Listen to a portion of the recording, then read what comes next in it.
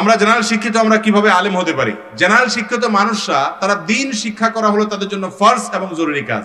এর পাশাপাশি কোনো জেনারেল শিক্ষিত মানুষ, স্কুল কলেজ পড়ুয়া ভাই, তিনি যদি আলেম হতে চান তাহলে তাকে আলেম হওয়ার যে স্টেজগুলো আছে সেগুলো অবলম্বন করতে হবে। আমি যতটুকু জানি মুফতি মোহাম্মদ আলী ভাই মাদ্রাসাতে বয়স্কদের দিনী শিক্ষার কোর্স আছে এবং অনলাইনে অফলাইনে অনেকগুলো মাদ্রাসা আছে, সেগুলোতে ইনভলভ হয়ে যান।